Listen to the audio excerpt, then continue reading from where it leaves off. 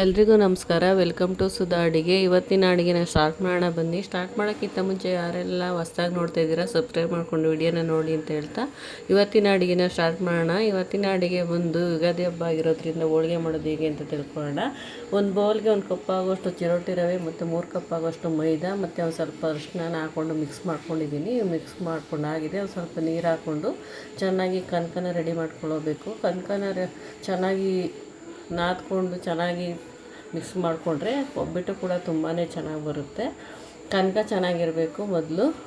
ಇವಾಗ ಕನಕ ಕೂಡ ರೆಡಿಯಾಗಿದೆ. ಪ್ಲೇಟ್ ಮುಚ್ಚಿ ಸೈಡಿಗೆ ಇಡೋಣ. ಇವಾಗ ನಾನು ಒಬ್ಬಟ್ಟು ಕಾಳನ್ನ ಒಂದು ಅರ್ಧ kg ಆಗುವಷ್ಟನ್ನ ಚೆನ್ನಾಗಿ ಒಂದು ಹದವಾಗಿ ಬೇಯಿಸಿಟ್ಕೊಂಡಿದ್ದೀನಿ. ಜಾಸ್ತಿ ಬಂದರೆ ತೆಳುವಾಗ್ಬಿಡುತ್ತೆ. ಒಂದು ಹದವಾಗಿ ಬೇಯಿಸಿಟ್ಕೋಬೇಕು. ಇವಾಗ ನೋಡಿ ಚೆನ್ನಾಗಿ ಬೆಂದಿದೆ. ಅದು ಬಸ್ತಿಟ್ಕೊಂಡಿದ್ದೀನಿ.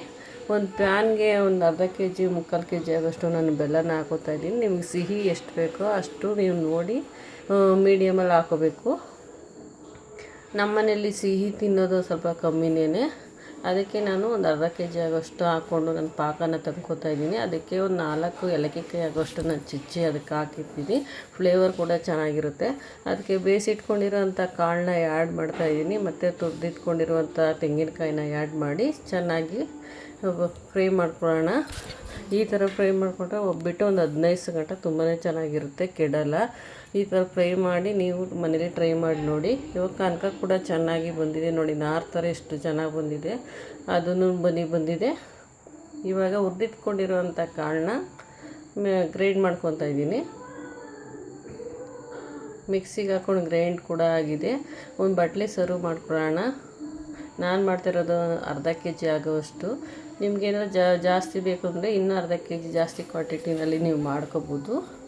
ನಾನು ಅರ್ಧ kgಗೆ ಆಗುವಷ್ಟು ಮಾಡ್ತಾಯಿದ್ದೀನಿ. ಇವಾಗ ಎಲ್ಲ ರುಬ್ಕೊಂಡಾಗಿದೆ. ಅದನ್ನೆಲ್ಲ ಒಂದು ಸಲ ಮಿಕ್ಸ್ ಮಾಡ್ಕೊಳ್ಳೋಣ. ಈಗ ಮಿಕ್ಸ್ ಕೂಡ ಆಗಿದೆ. ಎಲ್ಲ ಉಂಡೆ ಕಟ್ಟಿ ಒಂದು ತಟ್ಟೆಗೆ ಎಲ್ಲ ಇಟ್ಕೊಳ್ಳೋಣ. ನೋಡಿ ಉಂಡೆ ಎಷ್ಟು ನೀಟಾಗಿ ಬರ್ತಾಯಿದೆ. ಒಂದು ಹದವಾಗಿ ಬೇಯಿಸ್ಕೊಂಡ್ರೆ ಉಂಡೆ ತುಂಬಾ ಚೆನ್ನಾಗಿ ಬರುತ್ತೆ. ಉಂಡೆ ಕಟ್ಟಿ ಎಲ್ಲ ನಾನು ಒಂದು ಪ್ಲೇಟಿಗೆ ಸರ್ವ್ ಮಾಡಿ ಇಟ್ಕೊಂಡಿದ್ದೀನಿ. ನೋಡಿ ಉಂಡೆ ಎಲ್ಲ ಕಟ್ಕೊಂಡು ಆಗಿದೆ. ಇವಾಗ ಒಂದು ಪೇಪರ್ ಹಾಕ್ಕೊಂಡು, ಇಲ್ಲ ನಿಮ್ಗೆ ಬೇಕು ಅಂದರೆ ಬಾಳೆದೆಲೆ ಕೂಡ ತಟ್ಬೋದು. ನಾನು ಪೇಪರಲ್ಲಿ ತಟ್ತಾಯಿದ್ದೀನಿ. ನೋಡಿ ಎಷ್ಟು ಚೆನ್ನಾಗಿ ಬರ್ತಾಯಿದೆ. ಉಂಡೆ ಕಟ್ಕೊಂಡು ನಾನು ಒಬ್ಬಟ್ಟನ್ನ ತೊಡ್ತಾಯಿದ್ದೀನಿ. ತವ ಕೂಡ ಇಟ್ಟಿದ್ದೀನಿ. ತವ ಕೂಡ ಕಾದಿದೆ. ನೋಡಿ ಒಬ್ಬಟ್ಟು ಈ ಥರ ಚೆನ್ನಾಗಿ ಪೇಪರಲ್ಲಿ ಎಳೆದ್ರೆ ತುಂಬಾ ಚೆನ್ನಾಗಿ ಬರುತ್ತೆ. ನೋಡಿ ಎತ್ತಿ ತವದ ಮೇಲೆ ಹಾಕ್ತಾಯಿದ್ದೀನಿ. ಒಬ್ಬಟ್ಟು ಕೂಡ ಬಂದಿದೆ. ಒಂದು ಪ್ಲೇಟಿಗೆ ಸರ್ವ್ ಮಾಡ್ಕೊಳ್ಳೋಣ. ನೋಡಿ ಎಷ್ಟು ನೀಟಾಗಿ ಎಷ್ಟು ಚೆನ್ನಾಗಿ ಒಬ್ಬಟ್ಟು ಬಂದಿದೆ. ಒಬ್ಬಟ್ಟು ಕೂಡ ರೆಡಿಯಾಗಿದೆ. ಈ ವಿಡಿಯೋ ಏನಾದ್ರು ನಿಮ್ಗೆ ಇಷ್ಟ ಆಯಿತು ಅಂದರೆ ಲೈಕ್ ಮಾಡಿ, ಶೇರ್ ಮಾಡಿ, ಕಮೆಂಟ್ ಕೂಡ ಮಾಡಿ.